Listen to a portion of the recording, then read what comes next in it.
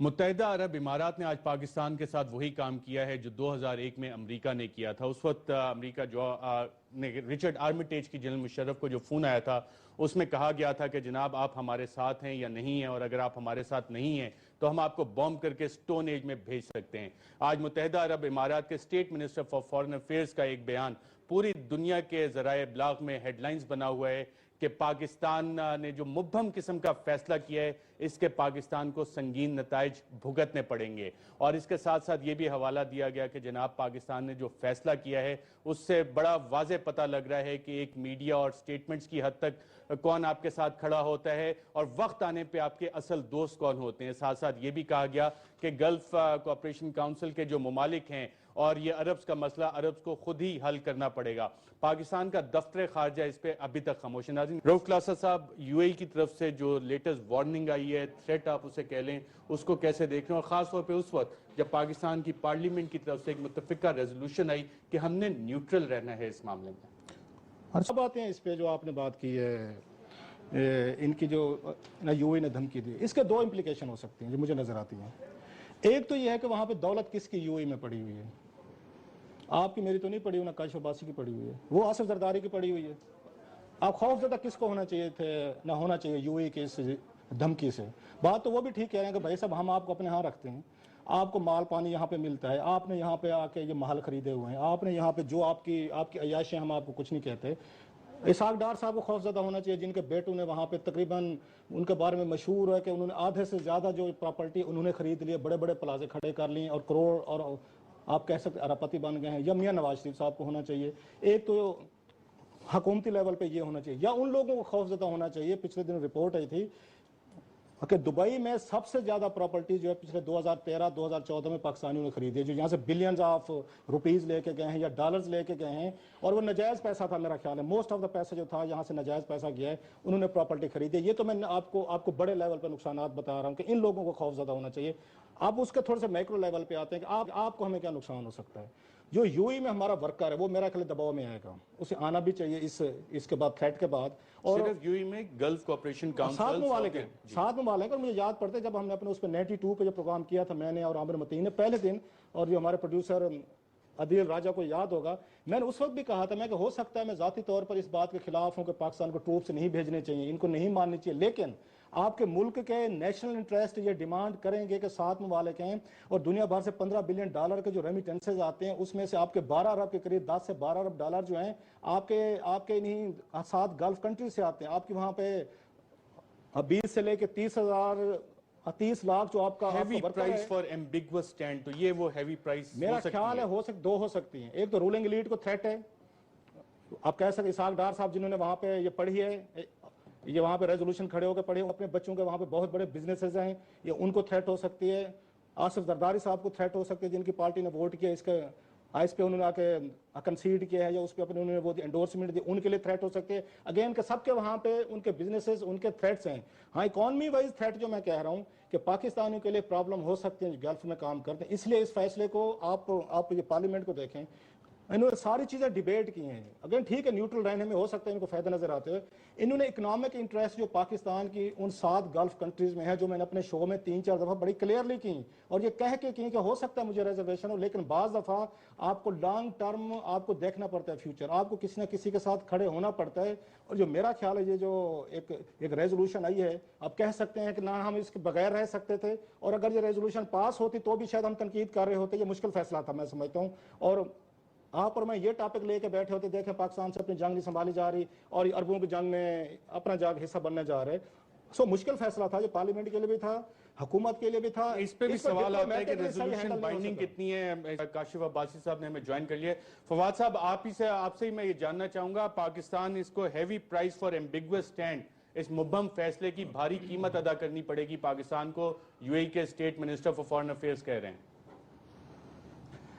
دیکھیے ارشد، جس طرح سے رؤف نے ایکسپلین کیا، فیصلہ تو واقعی بہت ہی مشکل ہے. اس کی وجہ یہ ہے کہ دونوں طرف بہت انٹرسٹ ہے. ایک تو جیسا رؤف نے بتایا کہ پرابلم جو انڈیویجول سطح کے اوپر تو بہت سارے پاکستانی ہیں جن کے بزنسز وغیرہ ہوں گے.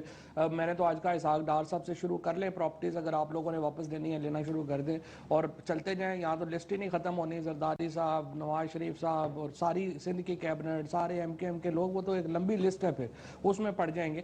لیکن جو اس کی بحیثیت مجموعی ایک کاسٹ ہے وہ بھی بڑی زیادہ ہے. فرینکلی آپ دیکھیں 40 لاکھ کے قریب تو پاکستانی ہیں جو مڈل ایسٹ میں کام کر رہے ہیں. ان کا مستقبل کیا ہوگا اور ان کی آگے جو ہے وہ نوکریاں، ان کا معاشی جو معاملات ہیں ان کو کیا کرنا ہوگا. دوسری طرف پاکستان ایران کے خلاف بھی اس طرح سے نہیں جا سکتا. 20% یہاں پہ شیعہ ہے. الٹیمیٹلی جس طرح جو انہوں نے جو ریزولوشن ہے اس نے خود بھی تسلیم کیا ہے، الٹیمیٹلی یہ سیکریٹیرین ایشو بنے گا.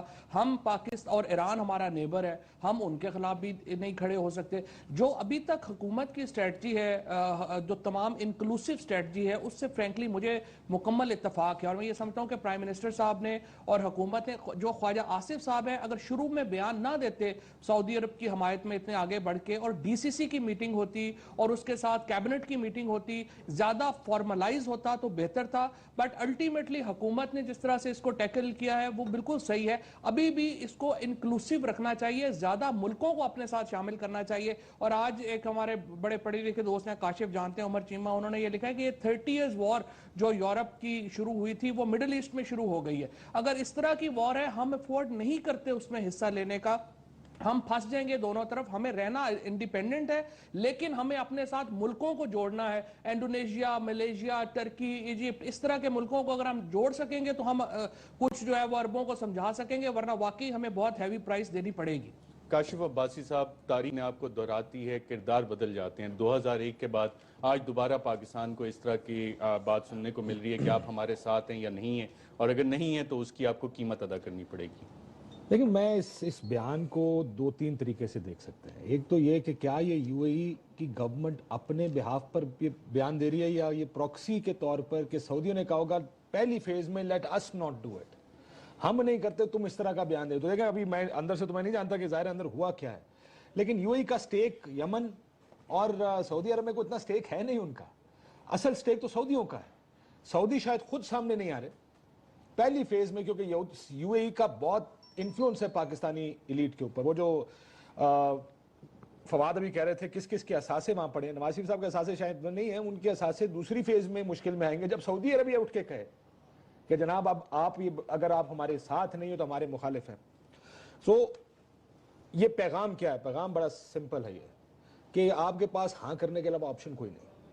اب اگلی فیز میں کیا ہوگا؟ اگلی فیز میں وہ جو قرارداد منظور ہوئی ہے اس کی نئی تشریحات ہمارے سامنے آئیں گی. اس میں سب سے پہلی بات یہ کہی جائے گی کہ جی کیا سعودی عرب کو خطرہ ہے. ظاہر پہلی چیز تو انویٹیشن ہے. خطرہ ہوتا کیا ہے؟ خطرہ اگر آپ کو فیل گورنمنٹ ڈکلیئر کر رہی ہے خطرہ ہے تو پھر آپ کہیں گے جناب اگر سعودی کہہ رہے ہیں خطرہ تو پھر ہمیں جانا پڑے گا. لیکن میرا خیال ہے یو اے ای سے یہ بیان دلوایا گیا تاکہ ٹیمپریچر اتنا اوپر، سعودی اگر یہ بیان دے دیتے، سعودی وزیر خارجہ، وزیر داخلہ، تو ٹیمپریچر پاکستان میں ایٹ لیسٹ تو ٹانگیں کانپنی شروع ہو جاتی ہیں. پہلی فیز میں یہ بیان ادھر سے آیا، لیکن ان کی نیت بڑی صاف ہے اس بیان کے بعد کہ آپ کے پاس باہر رہنے کا کوئی آپشن نہیں. آپ کو اپنی فوجیں یہاں بھیجنی پڑیں گی. جو فواد کہہ رہے ہیں ہمیں مزید ملکوں کو ساتھ ملانا چاہیے، دیکھیں یہ دھمکی صرف پاکستان کو لگائی گئی اور کسی ملک کو لگائی ہے؟ فی الحال تو پاکستان کے لیے آئی ہے. ٹرکی کا بھی ذکر آیا ہے کہ جناب ٹرکی اور پاکستان جس طرح سے کھڑے ہو رہے ہیں ایران کے ساتھ، وہ بھی نوٹ کیا جا رہا ہے. لیکن دھمکی صرف ہمارے لیے، ہیوی کاسٹ ہمارے لیے. ہاں کیونکہ دھمکی ترکی کو تو دے نہیں سکتے. کرنی ہے تو ماسوا اس کے کہ ملک ہمارے ساتھ ہوں گے، ہماری طاقت نہیں بنے گی. ہمیں تو مجھے میں اگر اجازت دیں تو میں بات کر لوں. میں آپ کی بات ٹھیک ہے، آپ وہ طاقت بنانے کی بات کر رہے ہیں، بٹ جب اسٹیٹ لیول پر وزیر خارجہ اس طرح کا بیان دے دے نا فواد صاحب کہ آپ کو بڑی بھاری قیمت ادا کرنی پڑے گی، پھر آپ 10 ملک اپنے ساتھ کھڑا کریں. آپ کا خیال ہے ملیشیا کا کوئی انفلوئنس ہے سعودی عرب اور یو اے کے اوپر؟ انڈونیشیا کو انفلوئنس اپلائی کر سکتا ہے. ترکی کو بھی نوٹ کر رہے ہیں، لیکن ترکی کا ایک انفلوئنس ہے اس خطے کی سیاست میں ایز اے مسلم ملک. اتنا انفلوئنس نہیں ہے کہ ہم 8 کا بلاک بنا لیں گے. The moment of truth distinguishes between the real ally and ally of media and statement. یعنی وقت آنے پہ آپ کو ان لوگوں کا پتہ لگتا ہے جو صرف بیانات دیتے ہیں اور آپ کا اصل دوست کون ہے. یہ بڑی سمپل میسیجنگ ہے پاکستان کے لیے، بڑی کلیئر میسیجنگ ہے کہ وقت آ گیا ہے اور تم پیچھے ہٹ رہے ہو، اور اب ہمیں پتہ لگنا ہے کہ ہمارے دوست کون ہے اور ہمارے دشمن کون ہے. اسی کی ایکسٹینشن ہے یہ اسی بیان کی. So they have made their message very clear. उनका मैसेज बड़ा वाज़ेह है, आपके पास और कोई दूसरा ऑप्शन नहीं है। अगर आपने ना किया तो फिर बहुत कुछ हो सकता है। उसमें क्या हो सकता है, तेल आप इधर से लेते हैं, लोग आपके इन्हीं मुल्कों में काम करते हैं, ट्रेड या कोई दूसरे जो बेनिफिट्स आप यहाँ से उठाते हैं, डेफर्ड पेमेंट पे आप तेल लेते हैं। भाई आगे जब आप मुश्किल में पड़ेंगे, बड़ी मुश्किल हो जाएगी पाकिस्तान को। ये बड़ी क्लियर मैसेज है। एक तो पार्लियामेंट पूरा साल नहीं जाते वहां सुबह असेंबली में, लेकिन जब उनको पार्लियामेंट की जरूरत पड़ती है, धरने के दिनों में पार्लियामेंट याद आ जाती है। अब उन सऊदी अरेबिया आया तो भी पार्लियामेंट याद आ गई। अगर इन्होंने सऊदी अरेबिया की बातें माननी थी और इन्हें हमसे ज्यादा इंटरेस्ट है, इनके जहन में रखें, इनके इंडिविजुअल लेवल पे बेपनाह इंटरेस्ट है, आप लोगों को छोड़ दें तो फिर आपको पार्लियामेंट के पास जाने की जरूरत नहीं। बाकी जो आपने स्टेप्स किए हैं, काम किए हैं, बहुत सारे गिनवा। आपको याद होगा $1.5 बिलियन हमें दिया था सऊदियों ने कुछ अर्सा पहले। $1.5 बिलियन। वो मिस्र को $17 बिलियन दिया इन्होंने। चले हम एक हाइपोथेटिकली एक बात करते हैं कि फौजें शायद आपको भेजनी पड़ जाएंगी इस बयान के बाद। मैं फिर कहता हूं ये प्रॉक्सी बयान सऊदियों की जगह यूएई से दिलवाया गया है। उन्होंने भी कहा है कि जी अभी हमें बाकायदा तौर पे जो सऊदी फौजी तर्जुमान है कि बाकायदा तौर पे हमें पता नहीं लगा, लेकिन हमारी एक्सपेक्टेशन है कि पाकिस्तान अपनी अफवाज भेजे। सर उनकी जदादें उनकी दुबई में है, इसलिए उन्होंने दुबई के जरिए धमकी दिलवाई है। सऊदी अरेबिया में तो इनकी जदादें नहीं है। ये हुक्मरान जो 3-4 में नाम ले रहा हूँ, इनके बच्चे वहीं पे, इनके माल वहीं पे, इनके कारोबार इनके दुबई में है। सिंध ने सारी इन्वेस्टमेंट जाके उधर किया। भी मुझे उस दिन को बताया था कि कितने अरब की इन्वेस्टमेंट की है सारों ने। ये बिल्कुल ठीक कह रहे हैं। ये और दूसरा एक और बात याद रखिए, एक तो डॉलर्स अगर आपने करना भी है, get a good deal for Pakistan. देखें अब इतना प्रेशर बढ़ जाएगा, ये बड़ी बुरी बात है कहनी टीवी के ऊपर, लेकिन देखें बहुत से मुल्क काम करते हैं।